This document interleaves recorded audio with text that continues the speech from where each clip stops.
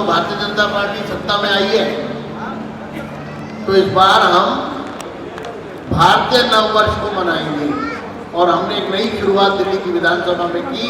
पहली बार ऐसा हुआ है पूरे देश की किसी विधानसभा में इतनी धूमधाम से पूरी विधानसभा को दुल्हन की तरह सजाया गया उस दिन, और एक भव्य कार्यक्रम का आयोजन हुआ जिसका एक संदेश दिल्ली के घर घर तक, देश के घर घर तक गया। हिंदू नववर्ष व हनुमान जन्मोत्सव पर केशवपुरम में हुआ भव्य सम्मान समारोह।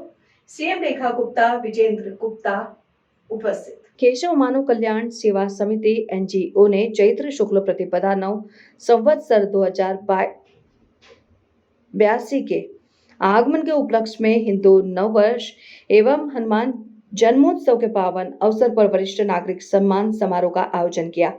ये कार्यक्रम 10 अप्रैल को शाम 6 बजे केशवपुरम स्थित जेपी टेंट वीआईपी पार्क में संपन्न हुआ, जिसमें बड़ी संख्या में गणमान्य व्यक्तियों और आम नागरिकों ने उत्साहपूर्वक भाग लिया। सभी आचार्य अंकित जी के भजनों पर झूम उठे। इस रंगारंग और खास कार्यक्रम में मुख्य अतिथि के रूप में दिल्ली की मुख्यमंत्री रेखा गुप्ता और दिल्ली विधानसभा अध्यक्ष विजेंद्र गुप्ता ने अपनी उपस्थिति दर्ज कराई। अपने संबोधन के दौरान मुख्य अतिथियों ने उपस्थित नागरिकों को हिंदू नववर्ष की हार्दिक शुभकामनाएं दी।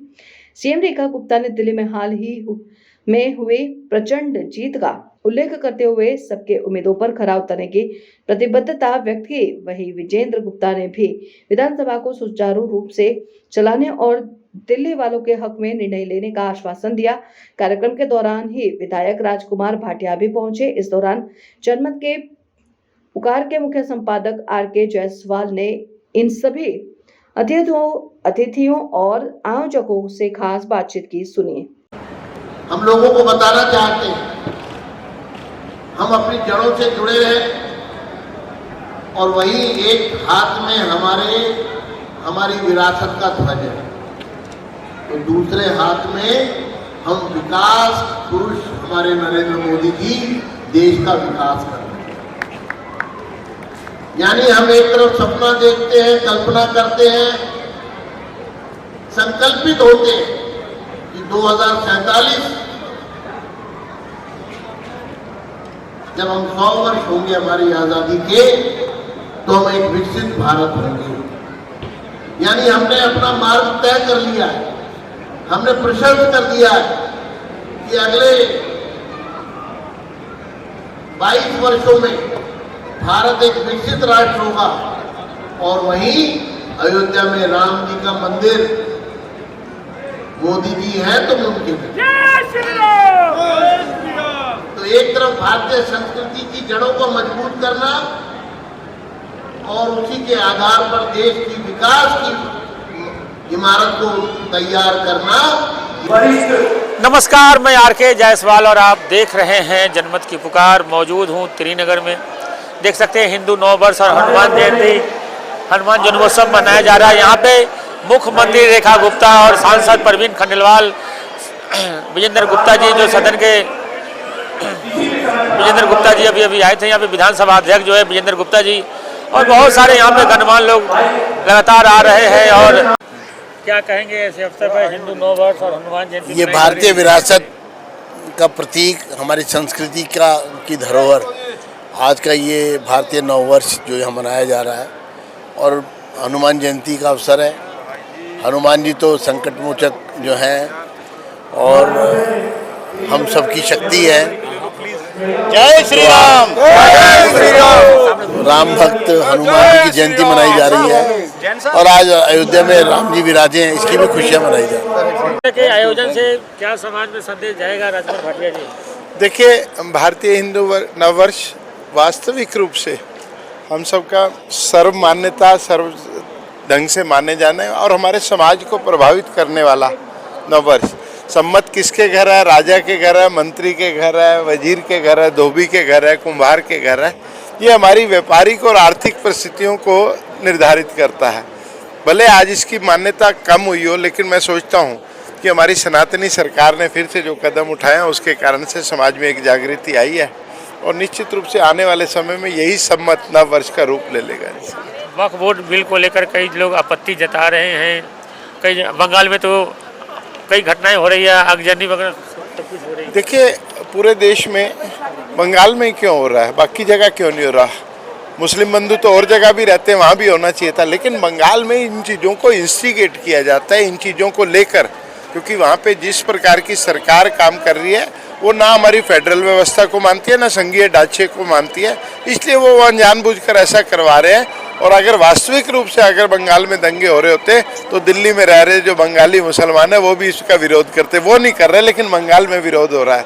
तो इन चीज़ों को गौर से देखना होगा और देश की जनता को समझ आ जानी चाहिए कि वक्फ बोर्ड सर्व समाज के हित में है और खासकर मुस्लिम समाज जो वंचित समाज था उसके हित में है, इसलिए कुछ अमीर लोगों को उससे परेशानी हो रही है। विपक्ष लगातार स्कूल में फीस बढ़ोतरी को लेकर लगातार विरोध प्रदर्शन कर रहे हैं, हल्ला कर रहे हैं। देखिए, अभी तो अफसर लोग जो है जवाब नहीं दे रहे, लेकिन हमारी सरकार ने जवाब दे दिया। मुख्यमंत्री महोदय ने टीमें गठित कर दिया, शिक्षा मंत्री महोदय ने टीम गठित कर दिया, एक ऑफिशियल ईमेल आईडी दे दिया और सबका अवलोकन करने के बाद फीस की जो अनुचित बढ़ोतरी है उसको रोका जाएगा और जायज बढ़ोतरी है उसको माना जाएगा।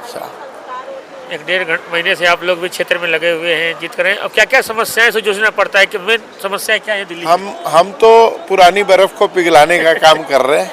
जो कूड़ा जमा हुआ था नालियों में उसको निकाल रहे हैं, जहाँ पानी कम था पानी भरने का प्रयास कर रहे हैं।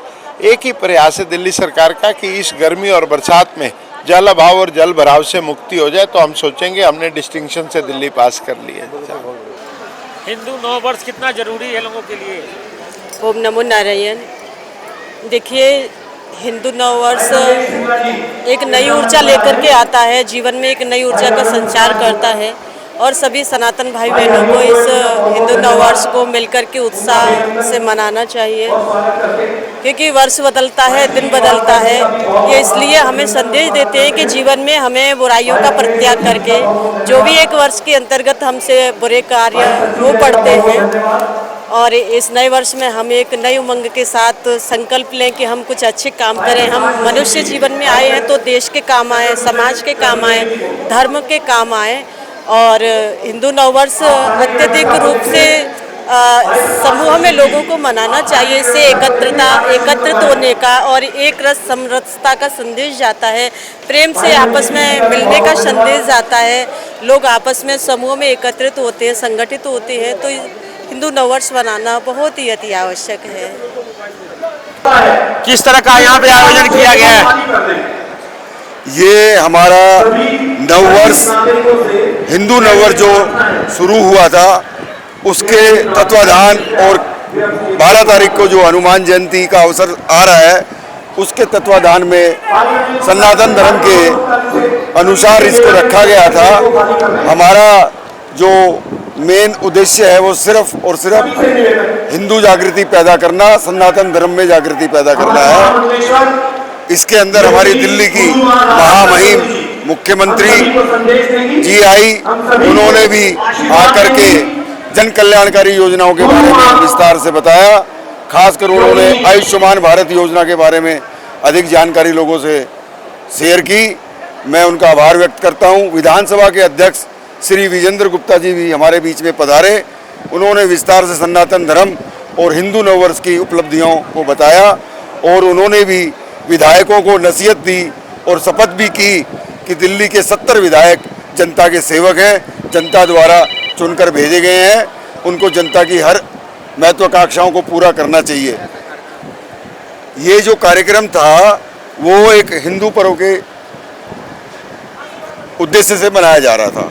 इसमें हमारे बीच में महामंडलेश्वर राधा जी सरस्वती जो मथुरा की योगिनी है वो भी अपने आशीर्वाद देने हमारे बीच में पधारी हैं। हमारे बीच में भी एक दो और भी महानुभावों का आना था, कारणवश से वो नहीं आए। योगिनी जी हमारे बीच में आई और सबको अपना आशीष दिया, आशीर्वाद दिया। और आप सम्मानित हमारा जो मीडिया, सोशल मीडिया के नेटवर्क है हमारे, खासकर त्रिनगर विधानसभा और केशवपुरम जिला में जो जनमत की पुकार हमारा एक सम्मानित समाचार पत्र और चैनल चलता है, उनको मेरे छोटे से निवेदन पे आप भी आए। मैं आपका भी दिल से आभार व्यक्त करता हूं और आपको कोटि कोटि नमन करता हूं। अगर आपने हमारा अभी तक चैनल सब्सक्राइब नहीं किया है तो कृपया चैनल सब्सक्राइब कर लें, लाइक करें, शेयर करें, कमेंट करें। तो मिलते हैं फिर किसी और खबरों के साथ। नमस्कार।